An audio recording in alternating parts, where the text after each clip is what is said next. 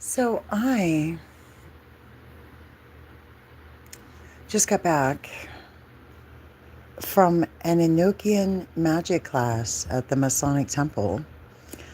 In case anybody's wondering how I like to spend my time, and it was fascinating because it's like a guided meditation, and it's impossible to explain. Like this class is taught by a master mason and a Rosicrucian, and so like I'm going deep, guys. Like I am 100%, like doors are opening.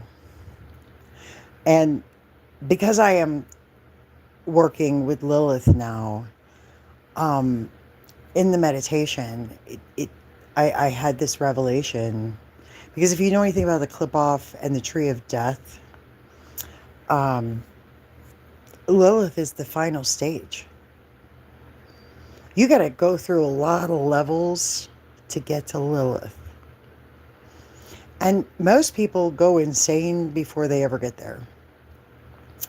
That is, and I didn't even start out working the clip off. I didn't start out working the tree of death. That wasn't my intention. But it started with Lucifer. It started with Lucifer. I Lucifer represents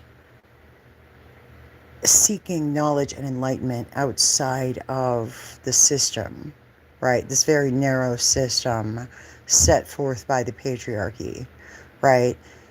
If you remember in the garden, Adam and Eve ate the fruit of the knowledge of good and evil, and they were cast out of the garden, right? They felt ashamed. They suddenly realized they were naked, and they hid, and they tried to hide from God, and God cast them out. And Adam blamed God and the woman for his actions. Because if you read the text in Genesis, it says, that woman you gave me, she gave me the fruit and I ate. And for this, Adam was sentenced to die. So the tree of death is more about ego death, right? Facing your demons. You're not summoning demons trying to get them to do things for you. No, you are conquering that shadow side, your all your fears and your doubts, and like you have to um you're not doing it to get rich. You're not doing it for fame. You're doing it to get free, right? And so as you walk this path, right, this shadow path, you find yourself confronting these very scary forces. I mean, at the center of the tree is Belial. And Belial means worthless or lawless one, right? And so that's when you are in the center of this, in the midst of this, you are confronting everything that, like, you're looking inward, right? You are like, there was a point in this path where I was called every name in the book. And I mean, the whole Kiwi Farms targeting thing, the nasty, terrible things that were said about me, that was Belial. I, I don't know if these people who were involved in all of this understood just what role they were playing, but they were definitely serving the lawless and worthless one, because they were doing everything in their power to accuse me of being lawless and worthless. And I had to withstand that. I had to get through that. And that's at the center of the tree. That's at the center of the path. And then you get to, all these other entities, demonic entities as they are known. And if you can survive them, then you arrive at Lilith, which is the individuation stage. You are now free. And so during this guided meditation, I just kind of relaxed and just let whatever was going to come, because I didn't know what to expect. I didn't know what I was going to see. I didn't know what I was going to experience. But I felt this surge of power. And This is silly, but I heard something. I heard the word bootylicious, and I almost giggled, right? Which would have kind of, because everyone else was in their own little world, right? And so I had to stop myself from busting out into a giggle. And then right before the um, the teacher brought us out of it, I saw Lilith. She appeared to me just for a second, and she is absolutely beautiful. And I realized as because I was one of the last people to share because I wasn't even sure what I needed to share because everybody else was talking about these visions that they had on this meditation, and so they everybody was writing furiously, so they could take it home and really meditate on what they saw because you don't always understand what you're seeing when you're having these visions, right? Because Enochian magic is visionary, right? It's astral travel, right? If you know anything about Enoch and the visions that he had, and eventually he would become Metatron, like he would become so enlightened, he would become Metatron. And if you don't know Metatron, you should probably look that up because Metatron outranks the Archangel Michael, Gabriel, Uriel, Raphael. He Metatron, according to Enochian tradition, sits at the right hand of God. He's extremely powerful angel. And what's funny is during the QAnon thing, people were saying that Trump is the incarnation of Metatron, which I was throwing bullshit flags. That as soon as somebody said that, I was like, okay, I'm out. I'm sorry, I'm not following. It's fucking Trump. It's Donald Trump. He is not a fucking incarnation of Metatron. You gotta be shitting me. Right. But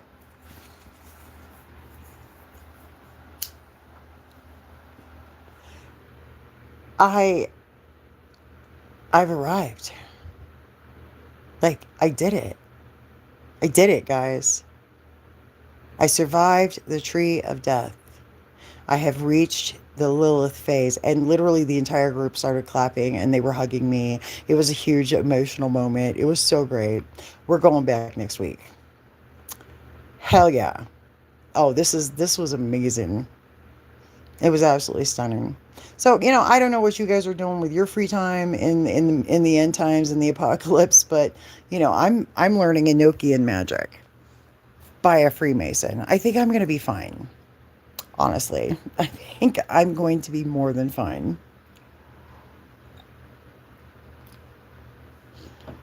Because this morning, because I've really been meditating on Lilith the last couple of days. Like, I mean, obviously I've been studying her. Um, but I just, her story and mine have a lot in common.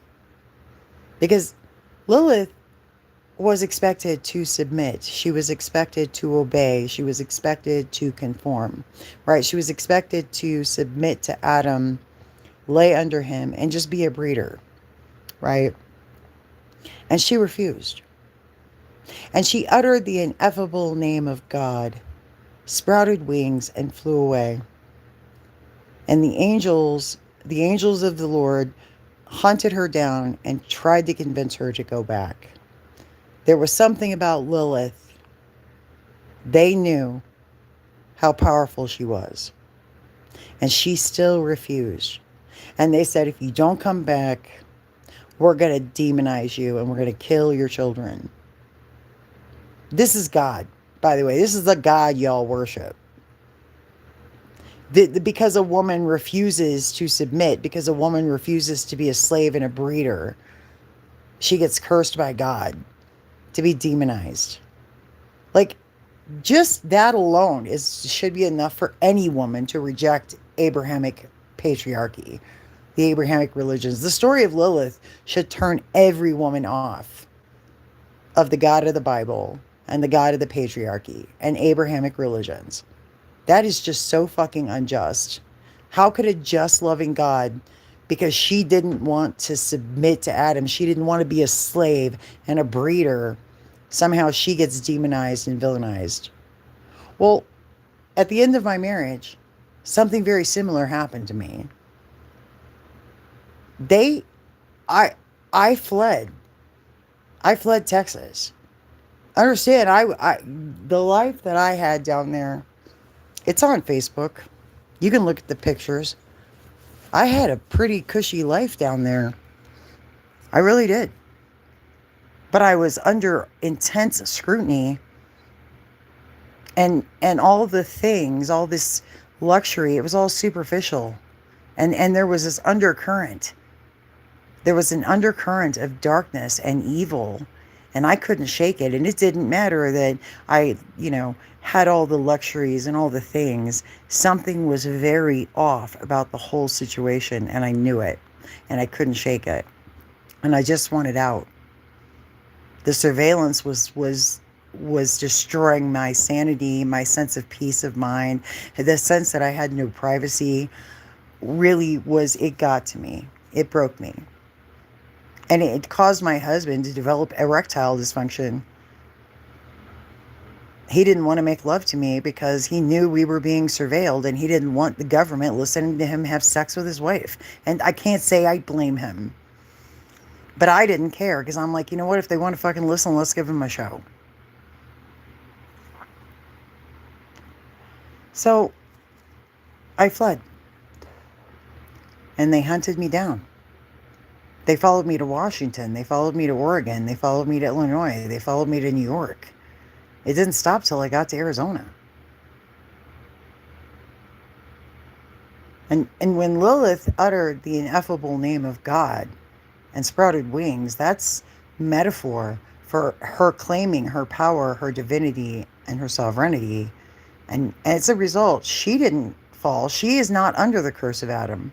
She is not under the curse of Eve. She's not cursed to die. And she isn't cursed to be ruled by a man. And if you're a woman and you're sick of the patriarchy and you've read enough in the Epstein files to know who's really running the world, then yeah, Lilith is the one you need. She's the spirit, the archetype that you need to embody if you want to be truly free. Because once you reach Lilith, you are unfuckwithable. You can write your own ticket. You can write your own checks. You can have whatever you want. Because most people don't make it to Lilith. Most people don't get that far. Most people don't survive Belial or Samael. I can promise you that. But if you're truly righteous, if you're a truly righteous individual, then none of those beings can affect you. That they are a test. Samael is the accuser and the poisoner, or the poison of God. Belial, these will accuse you. You better be able to stand in your truth. You better know who you are if you're going to face these beings. And most people, they can't handle it. They have too much, they bear this weight. They bear the weight of their guilt. They are too brainwashed by the patriarchy to be able to stand before Belial or Samael or any of the other members whose names I can't pronounce and walk away with their head, with a clean conscience. Most people, I dare say, I don't recommend you guys take this path. I honestly don't. And Lilith is not for beginners. Again, she's the final. She's once you reach Lilith, you've arrived. You've won the Hunger Games. And I have reached Lilith. So I don't really care. Like I already said, my name is warded. Anybody talk shit about me, I get a blessing. If you talk about me at all, you can talk about me, regardless of whether someone talks about me, not talks about me, I'm going to be blessed. Just know that if my enemies speak on me, it just accelerates my blessings. You can't hurt me. You can't touch me. I survived hell. I survived Belial. I survived Samael. I survived the tree of death. And I met Lilith. She came to me tonight. And tomorrow her sculpture will arrive.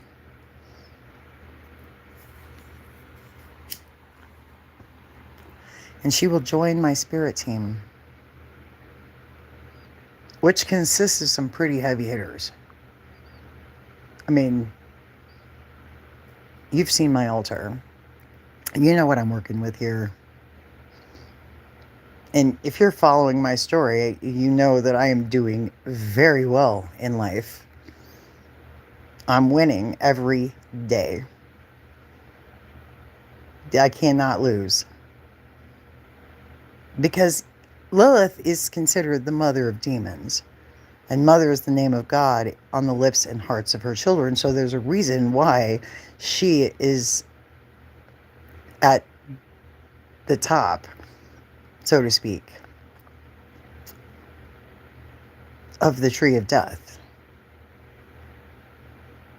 And so if you have Lilith's favor, then you have nothing to fear from any of the forces of darkness.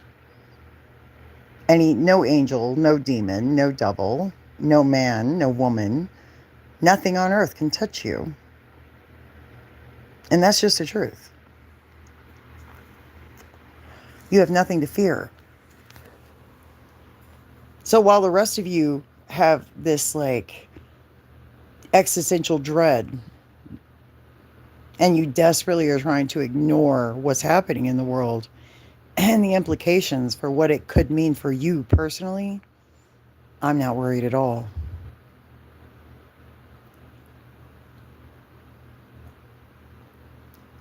Not even a little.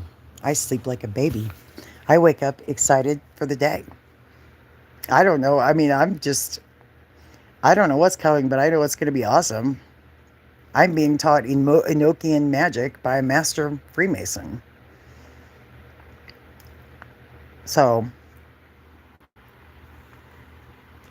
the rest of you are praying that God will save you from what's coming. Well, you've got to face your demons, honey. You got to have an ego death, and you have to be able to withstand the accuser. I mean, I need you to think about, when in the book of Job was a righteous man. I mean, it says right in the first chapter that Job was righteous. And God, like, gathered all his angels, and he's like, look at Job. Isn't he great? And then the accuser, Samael,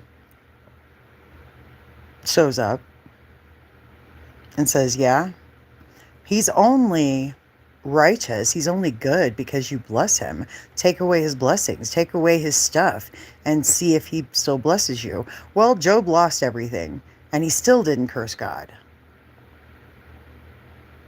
So then, they get together again and Satan's like, well, take away his health and see if he curses you. So, God said, yeah, go ahead. That's your God, by the way. That's the God y'all worship, who does shit like that to good people. Like, the book of Job tells you what the God of the Bible really is about. And at the end, God comes in and he justifies everything. It's like, well, I created everything. How dare you question me? No, fuck you, bitch. Because if I did that, if I played chess with other people's fucking lives, you would shit can me if I acted like that. Like, that's just immoral bullshit. Like, if I got together with Satan and was like, and found a really, truly good person and then just shit all over them for no reason, I would be called a bad person. And yet when God does it, it's just whatever. Let's all just give God a pass and be in a dirtbag. We're not doing that. We're not doing that. I'm not doing that. You can do that. That's the God of the Bible. That's the Old Testament God. And it's all poetic and shit. And I understand, it was a way because the story of Job is like much older than the rest of the Bible. That story was around before the Bible was compiled. The Jews were, plagiarizing from other cultures, other pantheons, other people, other religions. Understand, they were in Egypt. Before they were in Egypt, they were in Babylon. Then they went back into Babylon. So everything the Jews know, they took from the Egyptians and the Assyrians and the Akkadians and all these other ancient people who, it's proven, these stories are older than the Bible. And the Jews just took them and made them their own because that's what cultures do. That's why so many myths, throughout history, if you trace these ancient pantheons, these ancient religions, there's so many stories that are similar. And every culture has similar stories. That's because these stories started with the Sumerians. It's just the truth. The Sumerians are the ones who invented creation stories. They're the first ones to tell them. And you guys think everything started with the Jews. And it literally says in the Bible that Abraham was from Babylon. He literally is Babylonian. He was Babylonian. His father was an idol maker.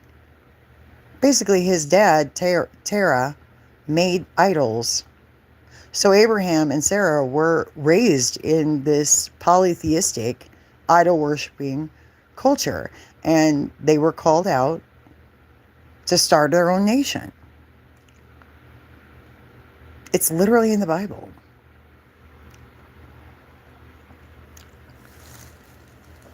So,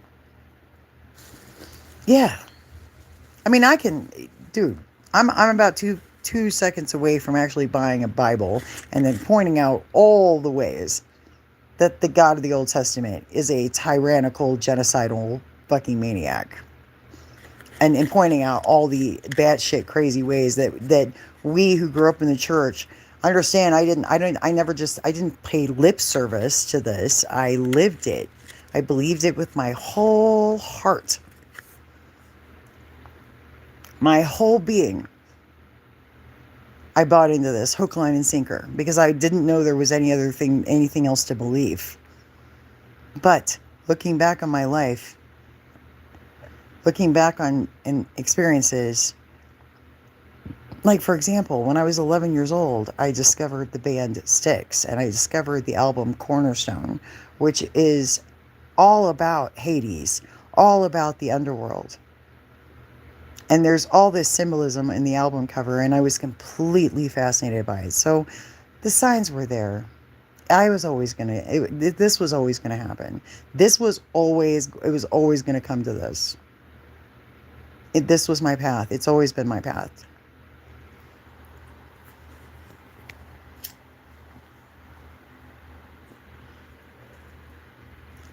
So it's just who I am.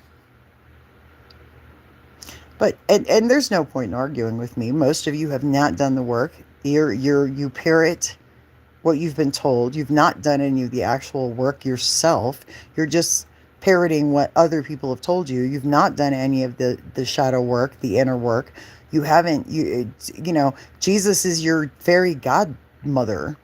Jesus is your get out of hell free card. Like you're like, I love Jesus. I believe in Jesus. So I'm going to heaven when I die. You're still going to die. And even according to your own holy book, with death, the wages of sin is death. So how can you say death is a doorway to heaven when literally in Genesis, it says death is a punishment. And later on, it says the wages of sin is death. So you're thinking that you're going to, and the Bible says the dead know nothing and have no hope of further reward. And no one can praise God from the grave. So you believe things that are contradicted by your own scriptures. And yet you continue to live this lie and believe some bullshit that just is not true. So I guess what I'm saying is, those of you who were agents of Satan, agents of the enemy, no, you were tools. You played your part. You didn't know what you were doing, but you did it anyway, and you were eager. Oh, you signed up. You couldn't help. You were that threat on Kiwi Farms, dude, people were relishing in mocking me and putting me down and accusing me. They were having a good old time doing it. The amount of sadistic evil in that thread, the things that were said about me that were completely untrue. It was all just a big lie, but man, people were just devoted to that lie, that narrative. And I survived it, didn't I? I walked away. I succeeded in spite of all of that, all of it. Why? Because I know who I am and I know my own heart. Most people don't know themselves. Most people have no idea. They know who they've been told they are and they accept that. So they just go with it. And when you're born into a religion that says you're a worthless sinner from birth, that you're born sinful. I'm sorry, I had 4 children and all of them were born innocent. Like, how can you say you love your children and then believe that about them? Because if you believe that about yourself, then you believe it about your own offspring. And you're a terrible parent. If you think killing your kid to please God makes sense, if you think that killing an innocent person as some sort of blood sacrifice to appease your God makes sense to you, then you really need to reevaluate your morals. You really should. You have terrible fucking morals. You have no morals at all. And you really think that God killing his only son, who was perfectly innocent and good in every way, somehow imparts righteousness to you because you believe this, and then you celebrate it? You sing songs about it, raise your hands, and you give thanks for it? Dude, I need y'all to wake the fuck up and realize what you're involved in and why you can never get into heaven because you believe this and you practice this. This is the most rankest form of evil. It's child sacrifice. It's child sacrifice. And you are going to die and go into the abyss. You aren't going to see heaven. Heaven and hell are states of mind. You experience both. You experience them while you live, because the dead know nothing and have no hope of further reward.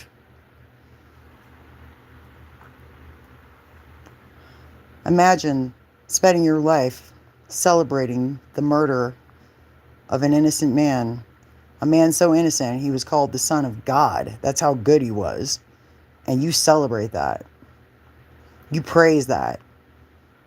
You think, listen, you think he loved you. How could you love somebody who believes that about you and who celebrates your murder? You're supposed to love them?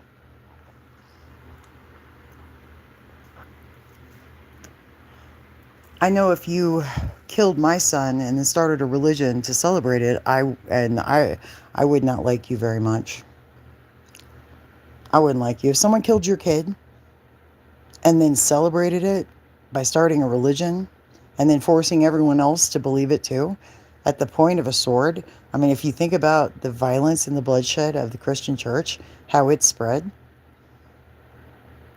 how is that love? How is that right? It's not. It's absolutely not right. There's nothing right about it.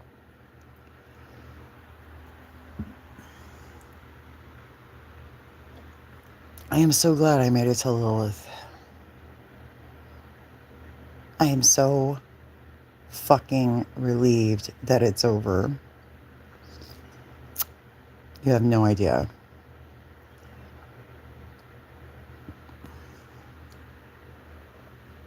There's nothing to even be angry about anymore because I was right. There's no one to accuse me. There's no one left to accuse me. All my friends are witches and Freemasons now, apparently. And so I don't recommend. Like, I don't even have to know what fuck shit you're planning. Just know that my spirit team keeps a very close eye on me. Watches me very closely. You know, one of the things I read, I don't know if this is true or not, but I heard it on TikTok, that Epstein refused to fuck with redheads because of redheads are powerful. Epstein was terrified of redheads. That's interesting.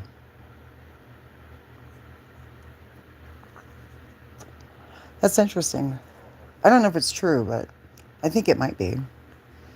Everybody knows redheads are magical. And for most of my life, I had red hair, and I still do. In certain lights, you can definitely see the red. I'm not hiding it. And every time I have to go under anesthesia for any reason, I have to let the anesthesiologist know that I have the red-headed gene. It's harder to drug us.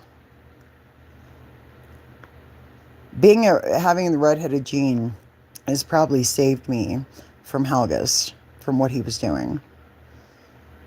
100% it saved me. It's really hard to roofie me. It's really hard to roofie me.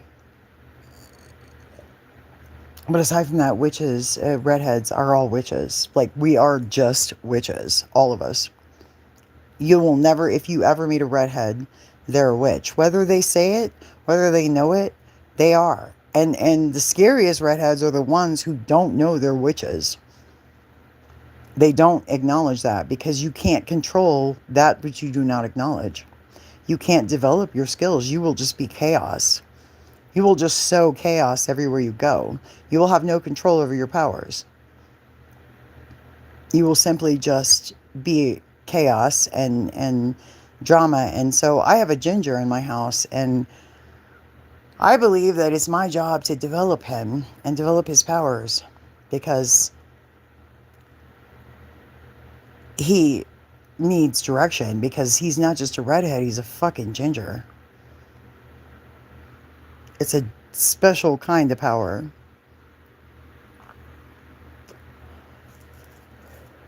I'm just waiting for his brain to finally mature so we can get down to the business of teaching him and bringing him into the craft and showing him the way and the path. I didn't have daughters. And that's another thing too, because of my hatred of the patriarchy. I misguided my anger was misguided. And for a long time, I've regretted even having children, because I feel like I contributed to the problem. But ultimately, I really didn't. I didn't contribute to the problem. None of my sons believe any of that patriarchal bullshit, because they had me as a mother. My sons are going to change history. My sons are going to change the course of humankind, because they aren't patriarchal at all. They're gentle. They're kind. They're not about suppressing and oppressing women. They're actually really liberal, except for Spencer, but I'm working on it. But Spencer was right about the juice. 100%. And I honestly think I needed him to kind of open my eyes, because I still entertained a bit of Zionistic tendencies. But then after talking to Spencer, and then all this stuff that came out about the Epstein files and Israel, I realized Spencer was actually right about Israel. He'd been telling me for years. And I was just like, Spencer, I need you to stop. Like, I need you to, like, because to me, I was brainwashed into believing it was anti-Semitism. But hating the nation state of Israel and calling them out for their crimes against humanity, their genocide, that's not anti-Semitism. And also, I have seen my own genealogy thanks to the Mormons. And there comes a point in my genealogy that gets really, really Jewish. So that's why I need Lilith. Like, I can't escape my heritage. I can't escape my ancestry. Yes, I work with Hecate, and she happens to be Greek, and Medusa, who is also Greek. But these beings, these entities, these archetypes are much older. They were just personified by the Greeks. But that doesn't mean the Greeks invented them. As a matter of fact, Hecate was actually from another civilization, and the Greeks adopted her.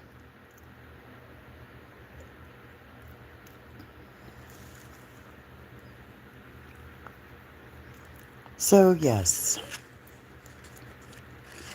I don't think I have anything to worry about. I really don't. Because one thing I know that Israel fears, it is Lilith. They're terrified of her. Absolutely shit their pants terrified of Lilith. I'm not worried about Israel fucking with me. I'm not worried about Mossad. I'm really fucking not worried about Mossad. I'm not worried about Epstein. My spirit team is literally everything they fear. And if they're smart, well, they'll tread very carefully as far as I'm concerned.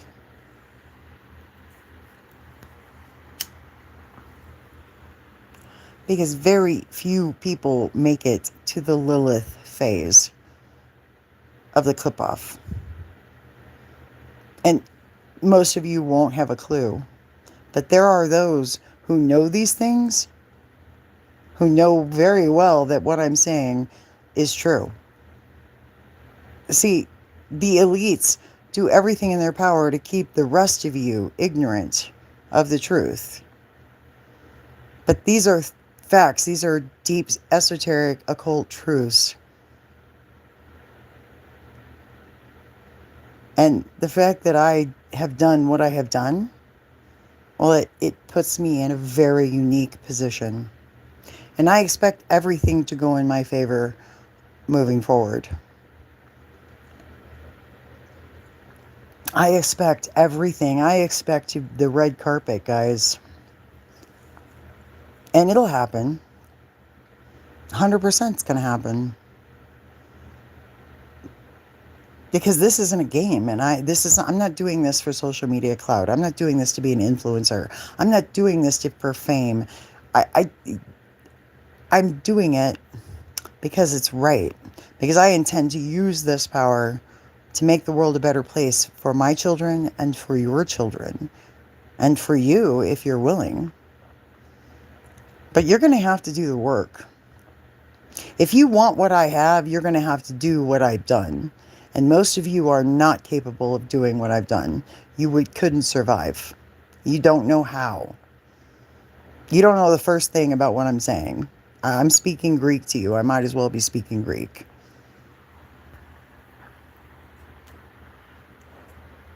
So I guess just be nice. Just be nice. Just realize that you are at a disadvantage. And you need a savior. You need someone who'll advocate for you. And I would definitely not be trolling. I definitely wouldn't use your voice to whisper ugly lies and untruths about me and your bullshit opinions. Your opinions about me mean absolutely nothing and have no weight at all. The only people that might be convinced is your tiny little group of people who have zero fucking power anywhere. And so if you're just looking for people to validate your bullshit, well, okay. But I need you to understand, I'm not playing. This isn't a game. And this isn't for social media clout or prestige. I don't give a fuck about that. If you reject me, well, it just means you're supposed to. You're not invited. You're not part of this. You are not to partake. You will never be allowed to partake. You're not invited. You are not wanted. And it's not just about me. Because it's not, I'm dealing with powers and principalities that are much greater. I'm just a nobody. At the end of the day, I'm just a regular person who works a job and pays bills. I'm not famous. I don't have a publicist.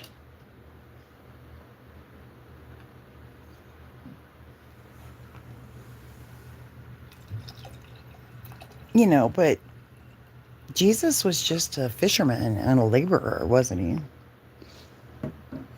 I think the reason they rejected him is because he was just a regular Joe, right? He hung out with the regular people, right? But according to Christians, he was God in the flesh, even though he was homeless. He was a homeless, itinerant preacher that got raised up to be worshipped as the literal Son of God. And you, Christians, have to worship him in order to be saved, don't you? You've literally been told that you have to worship a homeless dude to be saved. Because they told you he did miracles. You didn't actually see any of these miracles. There's no proof of any of this. By the way, there is literally zero empirical proof of any of the miracles that Jesus is said to have done in the Gospels. There's zero proof of this. The Gospels weren't even written during the time that Jesus would have been alive. They were written years later. I think that's curious. So you're willing to believe secondhand accounts by people who weren't even there when it happened, who just said these things. And because Constantine converted and convened the Council of Nicaea and put together the Articles of Faith, and then had the power of the Roman Empire to back it up at the power of the sword, and they went across Europe and slaughtered everybody who disagreed. And now that's your faith. That's what you believe. That's what, like, you haven't even examined it, have you? You have not examined your own faith. And that's where you are wrong. That's where you are failing miserably.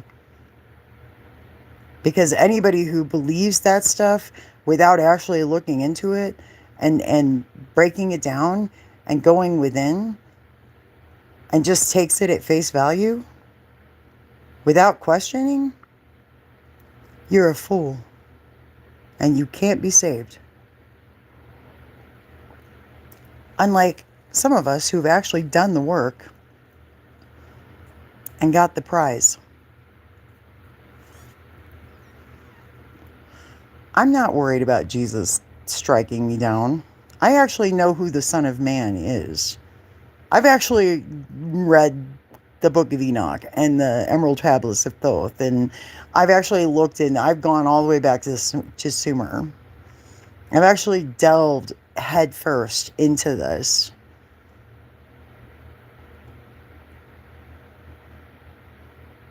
And I had a near-death experience. And what I experienced during that broke open.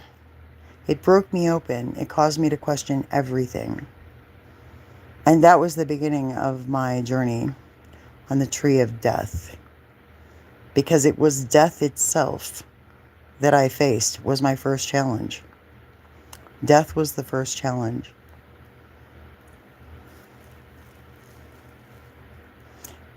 Facing death head on. Why do you think I have the angel of death on my altar? Death is about transitions. Death is a transition. Death in a metaphysical sense, esoteric, occult sense, represents transitions. It doesn't necessarily represent physical death, although it can. It's very complicated and very layered and nuanced. Death is so nuanced. Death can mean many things. Death could be the death of a relationship. It could be the death of your situation, the death of your ego, the death of your...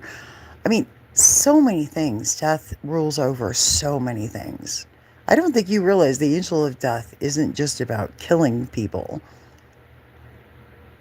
It's really not. The angel of death is so much more nuanced than anybody realizes.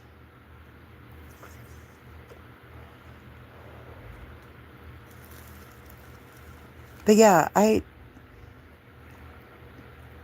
I am, I'm not your vapid little internet troll, guys. I'm not part of your drama community. I don't give a fuck about any of that. I think you people are retarded. I think you're silly and vapid and useless, and you really don't serve a purpose, now do you? What value do you bring? No, I really need you guys to ask yourself, because we are in the middle of the apocalypse. We're in the apocalypse. Everything is ending. Nothing is going to remain the same. The wheat is being separated from the chaff.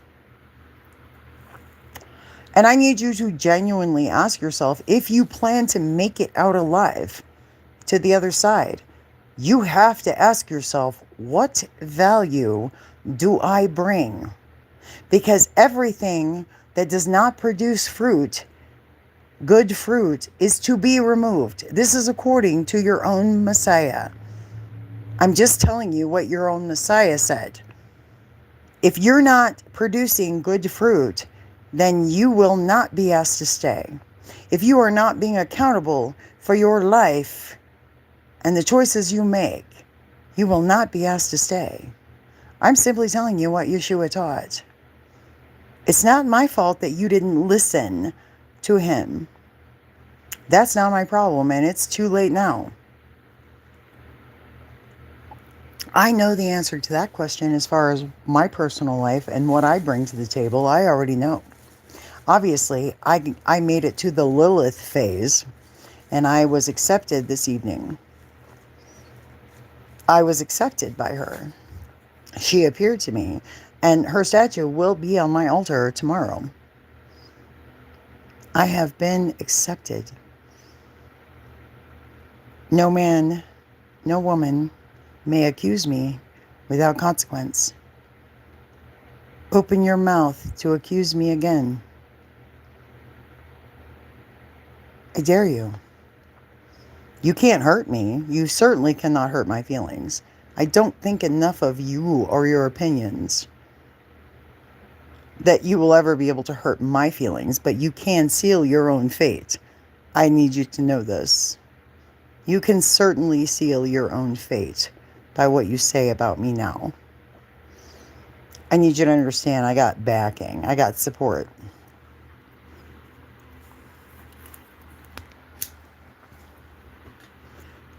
And honestly, when it really started to dawn on me, when the vice president took me under her wing and personally endorsed me, it really began to dawn on me. Like in real time, in my real life, in my boring, mundane, workaday life, when I began to see this transition, when I began to experience this in real time, the message was being sent. I was being endorsed by a woman in a position of power and influence. And when I say power and influence, I mean it. This was a sign. This was the first sign. When she said, I see myself in you, I was deeply honored. This woman has a ferocious reputation. People are afraid of her. When she says jump, people ask how fucking high. And she's not nice, but she's got a good heart. And she's a good woman. But she's not nice. She kisses nobody's ass. And then I realized that I was being drawn into this sphere of influence. And it was representative of a greater truth of where I was in the spiritual realm. That this woman represents Lilith in my life. And I am just so honored and relieved to be at this place in my life because I know that the only good things are coming as a result of this. I cannot fail. I have passed every test. And I did it drunk, which is quite the accomplishment considering. I mean, honestly, if you consider, how much alcohol causes problems in people's lives, and certainly it's caused problems in mine, but I still managed to pull it off. Doing it drunk just makes it funnier. Kicking your ass while I'm drunk is just funnier. It's just funny to me. It really is. It was just a kind of a little fuck you to all my haters. Honestly.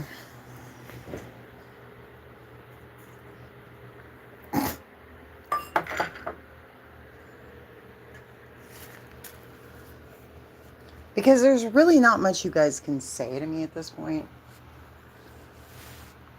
There's nothing anyone can say. What are you going to say? Oh, you're drunk. Oh, you're stupid. Oh, you're crazy. Get them in. Get them help. You need to see a doctor. You need to be medicated. You're a drunk. Okay. You're a bitch and a cunt. I can sober up. Can you stop being a bitch and a cunt? Can you stop being a stupid ass pick-me?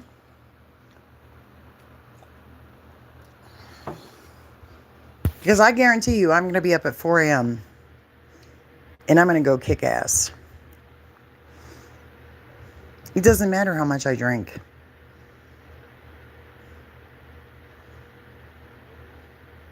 I've earned this.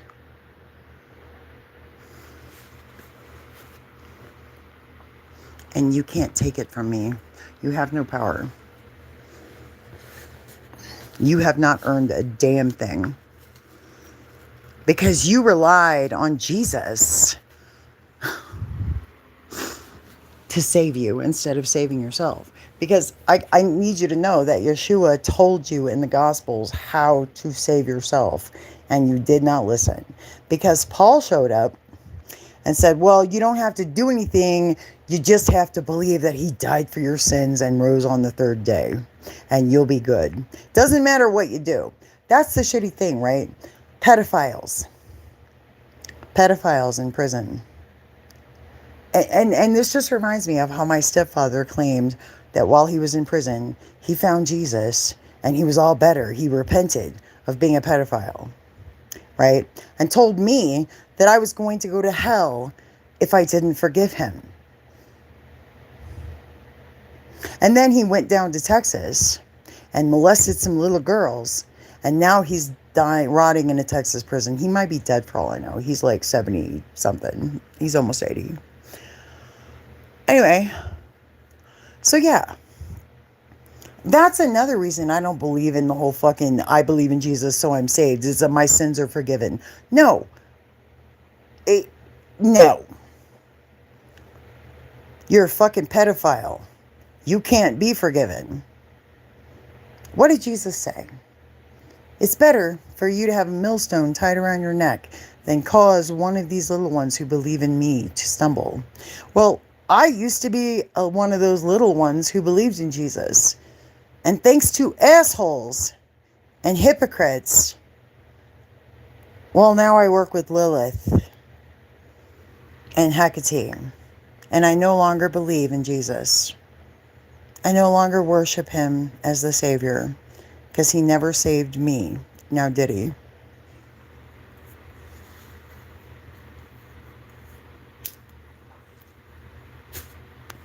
And that's because his so-called followers,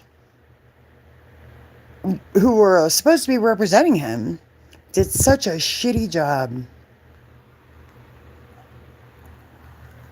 So, yeah, don't tell me Jesus loves me. You don't fucking know him.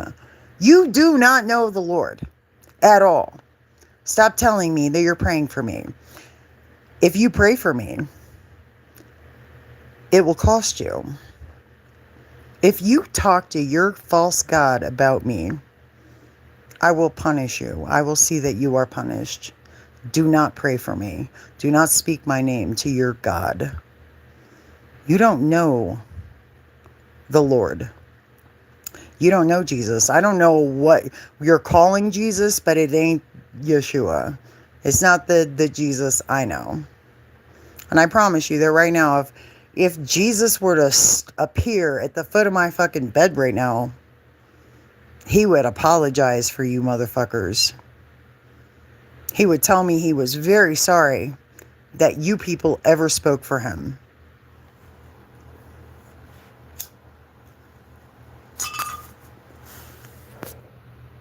Because it's like that now, guys. I've made it to the Lilith phase.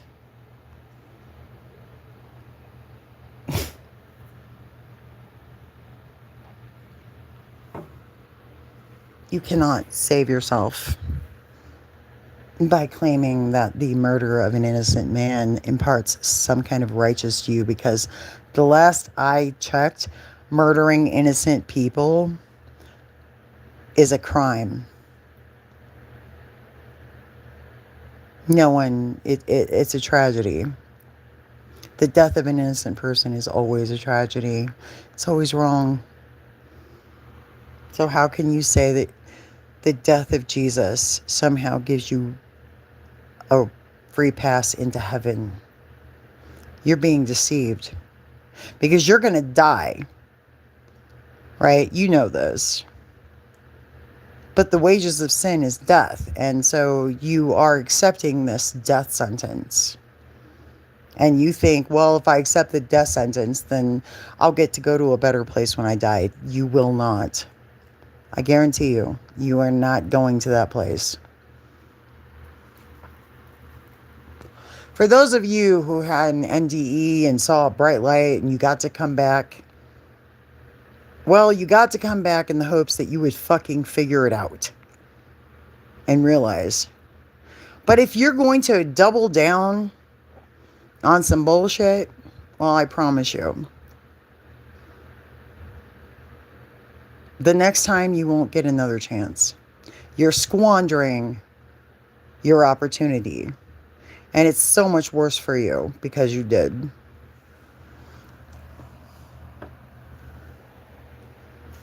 It's so much worse. See, when I died, I didn't see a bright light. I saw what really happens. I was given the blessing of seeing the truth about death and what it really means. And it scared me so bad, I came back to life. I brought myself back to life. I didn't see a bright light, and I didn't have a conversation with Jesus or my dead grandma. I just saw my children at my graveside, knowing that I had died in front of them, realizing the trauma, the years of fucking trauma that I was going to give them because of what happened to me. Because I'm the one that found my father's corpse when I was 12. And so that's what I was thinking of when I was in the back of that ambulance and realizing that I just died in front of my children, and I had just repeated the pattern. I needed to break that cycle. So I came back to life. That's it. I was like, no, I'm not dying. Not today. Not happening. Fuck this. We're done. We're not doing this. And it's funny how my lack of consent for this travesty, because I certainly didn't have gastric bypass because I wanted to die. So that right there told me that an injustice was happening, because my intention was to be healthy and lose the weight, not drop dead in front of my children while making them dinner. So that was some bullshit, and we weren't having that. I'm not having that. That is not how it's going down. I will never die in front of my children, because I'm not a shitty fucking mother, as I have been accused. And let me tell you this. If you have ever accused me of being a bad mother, just know You have to answer for that. And I assure you that you will. Every terrible lie you ever told about me, every terrible insult, every time you ever put me down, despite knowing the truth in your heart, is coming back to you. Especially now that I have Lilith's blessing. That I'm on the list. I'm on the list, guys. I've made it. This should frighten every one of you who ever opened your mouth to curse me. Do you remember in the end when God told Job, like, you got to pray for your friends or I'm going to shit all over them? If you don't ask for forgiveness for these fucking assholes who sat accusing you when you were clearly innocent, I'm going to kill them. I'm going to take everything from them. I'm going to destroy them. I'm going to take their families. I'm going to destroy all their blessings. They're going to end up with nothing if you don't pray for them. I'm not Job. I'm not Job. You should know I'm not Job. Yeah, I'm not doing that. Hell hath no fury, baby. So I'm not Job. So I'm not going to ask forgiveness for the people who shit all over me when I was at my worst and at my weakest, and I needed friends, and I needed support, and I needed love, and I needed care, and I needed understanding. I'm not doing that. You don't get a pass. You're not getting a pass. You don't get a free ride. You don't get to treat me like shit for years, and then when you realize, oh my God, I fucked up. I really wish I had kept my fucking mouth shut. I really wish I had been a better friend. I really wish I hadn't done these terrible things and said these terrible things. And I hope she, seeks a blessing. Why would I? Did you ever seek a blessing from me? Why should I feel sorry for you? Did you show compassion for me? Did you show compassion for me? Because I don't think you did. I really don't think that you did. So why am I going to pray for you? Why am I going to ask for mercy for you? Why do you deserve mercy? Why? You didn't think I deserved mercy. Why do you deserve mercy? It's the apocalypse, guys. The separating of the wheat from the chaff. The harvest.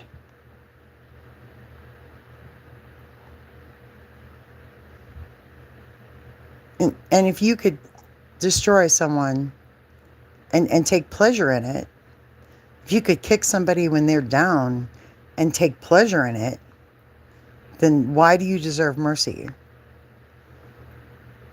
It's not even about like doing, because the golden rule, right? Like do unto others as you would have them do unto you. So if you don't want this done to you, then why did you do it to me? If you didn't like it when it was done to you, why did you do it to me? Here's the thing. I was never cruel. I've never been cruel. I've always been very kind. I've always tried to be very kind. Like, I don't see someone in pain and suffering and think, yeah, let me kick them. Let me hurt them. They're weak. They can't fight back. This is my chance. I don't think that way. But a lot of people thought that way about me. When I was going through that, and I was clearly in pain, and I was clearly suffering, and I was crying on camera, and I was sharing these really traumatic stories of my childhood, and I was trying to process trauma that was coming up, and people were mocking me while I was doing that. I didn't forget. And I don't forgive. Because basic human decency should have already been at play. But weirdly enough, the internet just allowed people to think that there was no consequence That they could just say what they wanted because they were anonymous. They thought they were anonymous, but they never were they? And certainly my spirit team is not fooled by your VPN or your fake profile name or your sock account.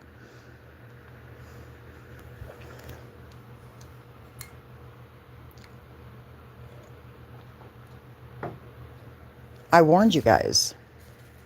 You were warned. You have no excuse. You really don't.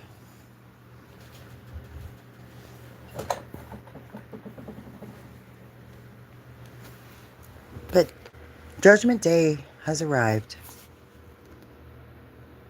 Judgment Day has arrived.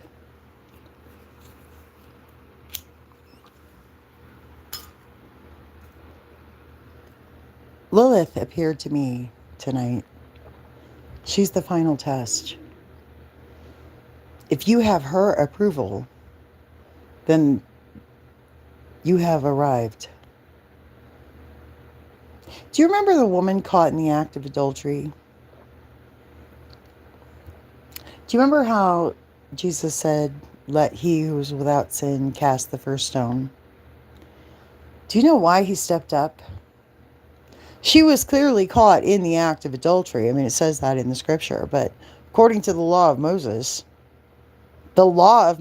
which these people claim to know, the man she was caught with should have been brought before the judges to be stoned as well. And yet somehow it was just the woman. And that's why Jesus stepped up and defended her. Because they were breaking the law that they claimed to live by.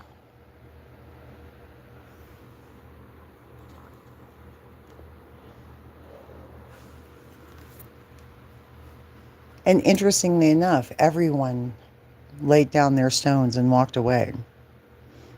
And there was no one left to accuse her. And what did Yeshua say? Go and sin no more. Well, I take that to heart, don't I? There's no sin happening here. I'm not sinning.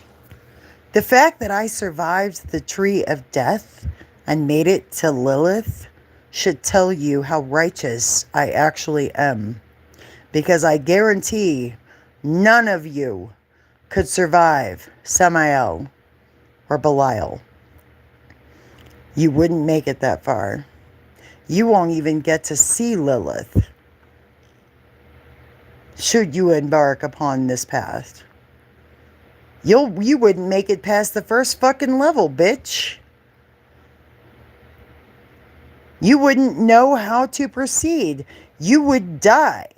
You could never survive the accusations of Belial, of lawlessness and worthlessness. You won't survive it. I did, therefore proving my own worthiness. I don't think you guys realize who Lilith actually is.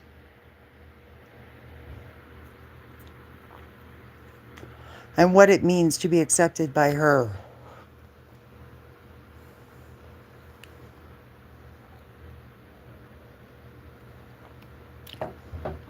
So yes, I'm going to end this. It's going to be live. You'll watch it eventually. I know you will, but it doesn't matter if you do, because the consequences of your life and the choices you've made are still coming for you. Like, I don't need to tell you anything. It's going to happen. Listen, ignoring me will not save you. Ignoring this will not save you. As a matter of fact, ignoring it only seals your fate. There's one person in the box. They're not speaking. Do you care to announce yourself? I'm going to give you a chance to speak. There's one person watching right now.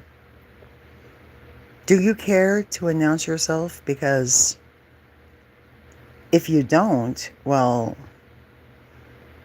it doesn't matter. I'm not the one you have to answer to. So I'm going to wait here and let you decide whether or not you want to announce yourself.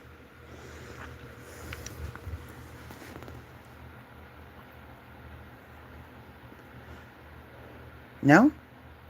You don't care to speak? Tell me who you are? You just want to watch? You want to listen? It's good that you want to listen. I hope you're really paying attention.